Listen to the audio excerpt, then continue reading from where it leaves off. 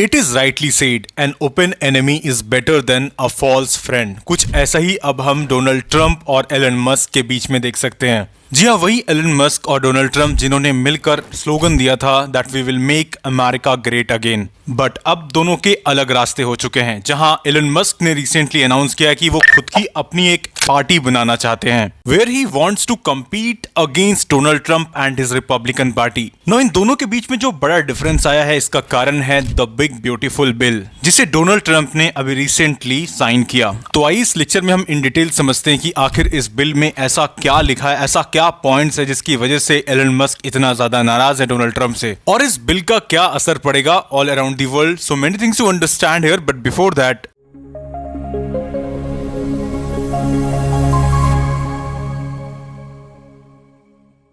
No, जैसा कि हमने इनिशियली डिस्कस किया कि डोनाल्ड ट्रंप ने पास कर दिया, मतलब साइन कर दिया है बिग ब्यूटीफुल बिल को रिसेंटली, राइट।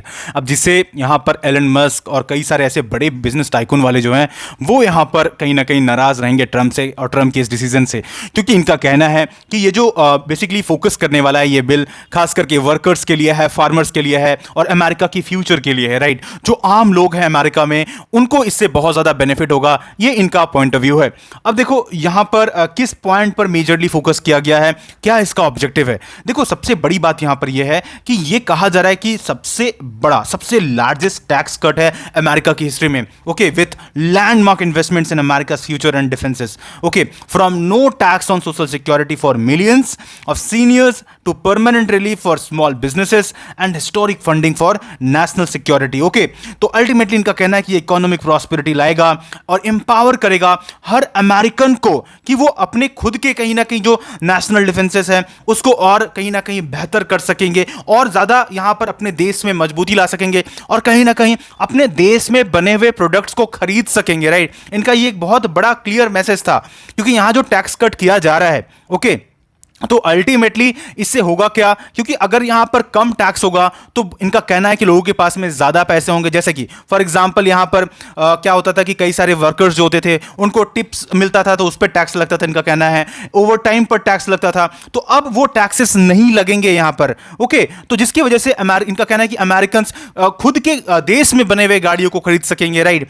इस तरीके से जो लोन इंटरेस्ट है वो कहीं ना कहीं कम रहेगा, तो ये सब इनका कहीं ना कहीं पॉइंट रहा है। तो अल्टीमेटली इससे एक तो कहीं ना कहीं जो देश के लोग हैं उनको कहीं ना कहीं फायदा होगा और इसके साथ इनका कहना है कि जो नेशनल डेट है वो भी यहां पर इंप्रूव करेगा धीरे धीरे करके, ओके।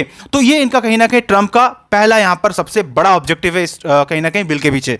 दूसरा जो यहां पर पॉइंट हमने देखा कि काफी तेजी से जो फेडरल स्पेंडिंग है ना उसको इन्होंने बढ़ाया है यहां पर, ओके। जैसे किस किस क्षेत्र में इन्होंने एलोकेट किया है अराउंड $46.5 बिलियन के आसपास बॉर्डर वॉल में, राइट। और हम सबको पता है कि डोनाल्ड ट्रंप कितना ज्यादा सीरियस रहे हैं माइग्रेशन वाले से, उसको इलीगल माइग्रेशन वाला केस, राइट।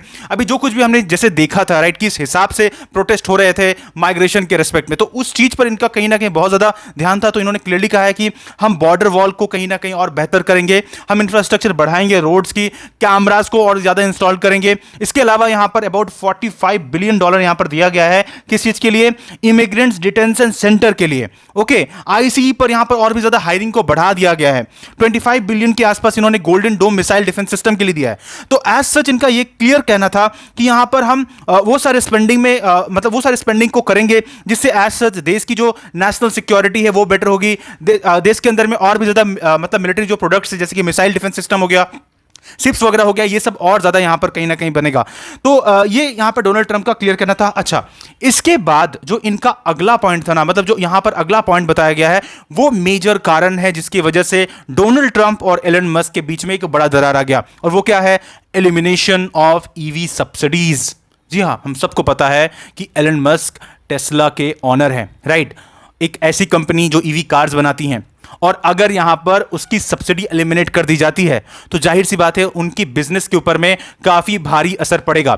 और यही कारण बना कि क्यों एलन मस्क ने अपना रास्ता अलग कर दिया है और यहां पर वो सीधा सीधी यहां पर अपोज कर रहे हैं डोनाल्ड ट्रंप को। और फिर देखो इस डिसीजन का इफेक्ट ना ऑलरेडी पड़ने लगा है। यहां पर देख सकते हो कि करीब $68 बिलियन के आसपास का लॉस ऑलरेडी हो चुका है टेस्ला को, और काफी तेजी से ओवरऑल जो शेयर्स है ना वो भी यहां पर गिर रहे हैं, स्टॉक्स इनका गिर रहा है, और जो कि इनके लिए बिल्कुल भी ठीक नहीं है।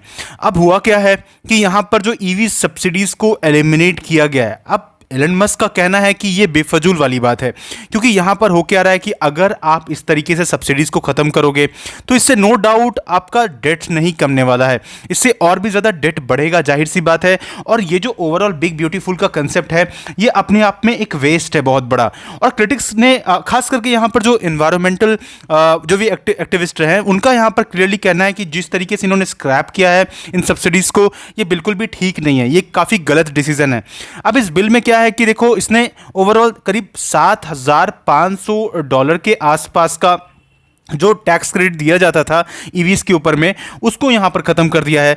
इसके अलावा करीब $4,000 का करीब आप समझ लो कि यहां पर एज जो ईवीज और जो होम ईवी चार्जिंग होता था उसके लिए क्रेडिट दिया जाता था उसको भी यहां पर सितंबर 2025 के बाद से ख़त्म कर दिया है।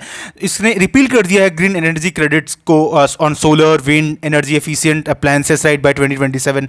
तो ओवरऑल जो यहां पर इफेक्ट पड़ रहा है, अब डोनाल्ड ट्रंप का क्लियरली कहना है कि भाई अगर कुछ इससे इन्वायरमेंट को हार्म पड़ता है तो पड़ने दो, इससे कोई फर्क पड़ता नहीं है हमें, राइट। तो इस तरह का इनका कहीं ना कहीं मोटिव है और यही चीज को लेकर कहीं ना कहीं क्रिटिक्स इनके ऊपर में क्वेश्चंस उठा रहे हैं कि देखो ये जो बिल है ये एक वेस्ट है, ये बहुत भारी नुकसान पहुंचा सकता है ऐसे में। और नो डाउट इससे ओवरऑल जो ईवीज है उनका जो मार्केट है वो ड्रास्टिकली यहां पर इस पर काफी ज्यादा बुरा असर पड़ने वाला है यूएसए के अंदर में।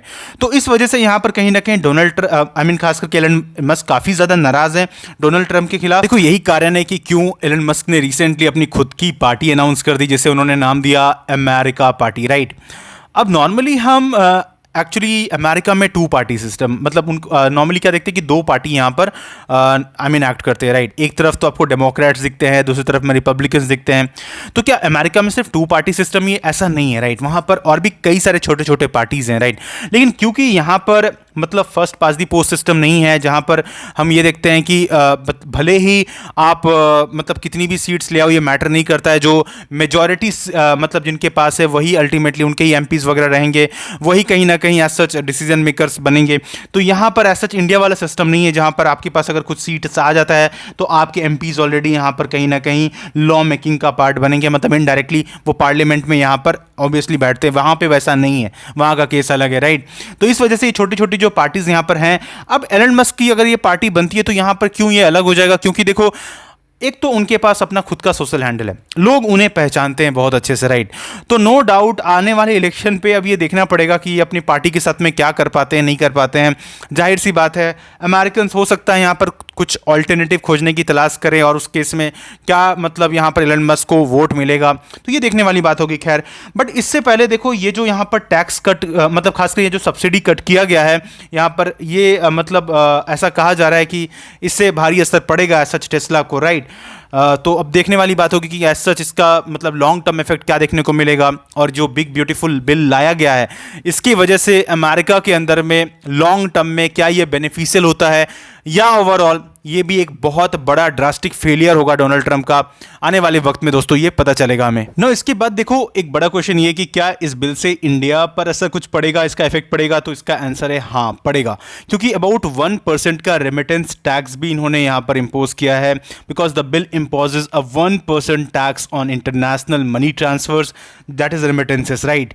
And हम सबको पता है that India is the world's top recipient of remittances and about 129 billion dollars के आसपास का रेमिटेंसेस जो कि आता है यूएस से, जो कि आप ऐसा समझ लो कि लगातार हर साल करीब करीब ये बढ़ता जाता है एंड अप्रॉक्सीमेटली 4.5 मिलियन इंडियंस कहीं ना कहीं से अफेक्ट होंगे, जाहिर सी बात है directly. And even the global trade research initiative wants that the tax could reduce India's foreign currency inflow, putting slight pressure on the rupee's value and affecting India's foreign exchange reserves, right? तो although अब देखो overall देखना पड़ेगा कि as such इन सारे चीज का long run पे क्या इफेक्ट पड़ेगा, और जो भी अपडेट्स आएगा इस टॉपिक से related I definitely come up with updated lectures and for that what you need to do is to subscribe Shriram सयस अगर अभी तक आपने नहीं किया है। And I hope you understood this lecture. अगर आपको पसंद आया तो आप लाइक जरूर करिएगा, अपने कमेंट सेक्शन में आप फीडबैक भी जरूर दीजिए। मिलते हैं अगले लेक्चर में। Thank you so much and may God bless you all.